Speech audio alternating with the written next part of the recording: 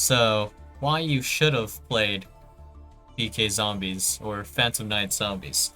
So, inherently, well, the synergy between the zombies and the Phantom Knights aren't super easy to bridge right away, so it took me a good amount of time to finish this list. And this is basically what an optimized list looks like. So we aren't playing Bardiche. If we increase the main deck a bit and move around the extra deck a bit, it becomes more reasonable to fit in Bardiche. And I guess the card we can cut for Bardiche would be maybe Don Dragster, I guess. And instead of the Phantom Knight of Breaksword, actually the card we would want to run, but since it got banned I kind of moved some things around, but it is actually number 75, Bamboozling Gossip Shadow. And in this list you can actually make Rongo Miniad, which we won't do for obvious reasons, but anyways, the primary thing about this deck is it has a lot of good options, and the main deck is actually very strong just by itself before we even go into the extra deck, so we can actually flex and move a bunch of cards around. So specifically we can remove like number 42 Galaxy Tomahawk, and I guess Frame Lord Omega is also fine to remove as well. And we can just remove this and put in, I don't know, something else basically. Apollosa is not super hard to summon, and access code actually goes pretty hard. And you have, like, for example, we can banish Linkuriboh, banish halq, banish Dagda, and if you made Apollosa, I guess you can banish that as well. So that's like 4-ish pops, 3-4 on access code within reason. So let's see. Then we'll focus on the main deck now. So, if you've seen some, well, of the zombie engine with halq, this actually allows you to bridge a lot of things, so you can run a lot of different kind of cards in your main deck along with your zombie cards. So normally you would run Solitaire around the point in time when you were like playing zombies, I guess, halq zombies. So at that point, you would run Solitaire, but instead we run Dark Grepher, and it is also possible for us to use Small World to search any monster in our deck as well. And this actually has a cool line you can do, where you actually banish Doom King from either hand or deck, and then you summon it back during the stand. Well, you don't summon it back. You put the banished Doom King back into the graveyard with Cyframe Lord Omega effect, and then you can summon Doom King from the graveyard that way. So, a bit of cool tech you can put in. It works just fine, but putting it in with this card count lowers the chance of opening a hand trap, so it makes it worse for going second. And generally, you might notice there isn't any back row removal. Couldn't really fit that in a reasonable way. We could put in like copies of Lightning Storm or like a copy of Duster, but we don't really have any good extra deck options to deal with back row either, so that kind of just sucks. Not a super whole lot we can do about that, but the main point of this deck is that it revolves mostly around Dark Grepher and Unizombie. So generally all of these cards have good discard effects that will also aid us in getting into halq, but if halq is negated, that is fine. For example, Dark Grepher is actually not hard once per turn, so in combination with Dugarth, we can more or less foolish to dark cards from our deck, which we have an assortment of cards, which allows us to do a lot of things actually. So for example, we can dump our copy of Ancient Cloak here, and then we can Ancient Cloak add our copy of Silent Boots, then we can summon back Dark Grepher with Dugaris, and then discard our copy of Silent Boots again. Well, no, this would be the first time, so we discard Silent Boots, and then we can either add a Fog Blade or Fam Knights of Shade Brigandine, in which case, if we want to use our copy of Dark Grepher with our copy of Shade Brigandine, we can make Time Thief Redoer, which is pretty cool, and Redoer will have a trap, so it's basically a non-targeting removal, and this actually stacks your opponent's deck with potentially a unusable card. So for example, if your opponent were to normal summon, this is kind of funny, but if you normal summon Aperia, and then Aperia effect, I can then activate Time Thief Redoer, targeting Aperia, so your deck is now stacked with Aperia, so then you just added Aperia back to your hand and lost your normal summon. That's kind of funny. I really like that interaction. So, halq Dagda is also fairly consistent, and then that allows you to also bring out a Baron de Fleur, along with a Scythe Lock, which is pretty disgusting. So I'll show you, well, kind of what we can do. So, in this hand, we did not open a Dark to really utilize with Dark Grepher, which can happen, but we already opened Scythe, so now we can Uni-Zombie Gozuki and just set the Scythe and Fogblade, and Uni-Zombie and Gozuki are basically the best, well, yeah, I would argue this is the best, one of the best, if not the best 2-card you can have, generally speaking. Well, it could be one of the best. Dark Grepher is also still special summonable, I guess, if you add Doom King to hand. Can you? No, you can't do that, actually. It would be next turn where you can special summon.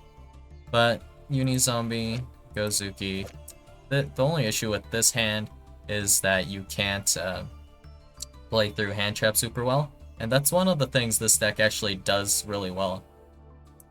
So you generally need a good, fairly decent hand, but the deck is mostly gas, so you will get good hands generally, so boom, instantly draw into Uni-Zombie, and let's assume we draw again, boom, we have Ash Balsam.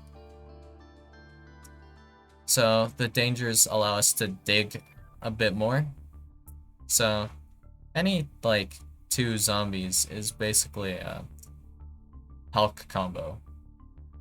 Like some form of halq combo, but we also have Banshee, so Doom King is very live. And let's go another one. So let's see. It's also worth mentioning that Gamma works really well because you have a lot of ways to bait out an Ash before you even commit to a summon. Mostly with the danger cards, which we're running a good amount. So yeah, this hand, kind of unfortunate, I guess. We don't have a normal summonable tuner, because even with a normal summonable tuner, that sometimes is enough to get you going, because you have the option to summon Jet Synchron, link it off with Link Rebo, and then send a card to the graveyard. It sends and not discards, which doesn't work with the dangers, but that works with the Phantom Knight parts of the deck really well. And it can work with the zombie portion of this deck as well. So you also have the option of adding Fogblade and summoning Dawn Dragster in this list. With ease, I would say. You can find time to dump Destrudo with your Dark Grepher, and then summon a copy of Dawn Dragster for a spell, trap, negate, or whatever. In zombies before, your only option to deal with a spell trap would be Baron de Fleur, and then you would leave the monster negates to Doom King balerdroch, is typically how it would go. So that's pretty swell as well. And then let's see. Of course, there is Bamboozling Gossip Shadow, which is just primarily used as Nibiru protection, but it can also be used as a pseudo negate by changing the effect to draw a card. Both players draw a card. Sometimes you can get some extension going. So the primary weakness of this deck is just straight up getting floodgated out of your plays. Aside from that, you can brute force most boards, like just brute force and keep summoning through negates, and keep building your board, which I really enjoyed. And Maxi, I guess, because then you can out-resource me. But you also, of course, have like Fogblade as an option for in case you get like Dark Ruler No More or Droplidded, and you can still have a negate with the Fogblade in your back row, which is searchable off of Silent Boots, or you could just open it. And partially because of Shade Brigandine, I don't really want to run a lot of traps, so you're okay with running some spells, but we want to keep our Dark monster count fairly high for Dark Grepher, so Dark Grepher can really get going. The best Dark Grepher combo is, of course, Dark Grepher and Danger Nessie, because then Dark Grepher can discard Danger Nessie and then add to your hand a copy of Jackalope, and then you can send Jackalope for cost of Dark Grepher effect, and then Dark Grepher can Foolish a card, and then you can summon Mothman, and then you can special summon Dugaris. So in this case, you might, for example, send a copy of not Silent Boots, actually, Ancient Cloak, and then add Silent Boots to your hand, and then you can Dark Grepher effect, sending Silent Boots, and then another card, perhaps like a Banshee. In case we don't have a tuner, we can send Destrudo to make halq by going like Dugaris, Destrudo, to make our copy of halq.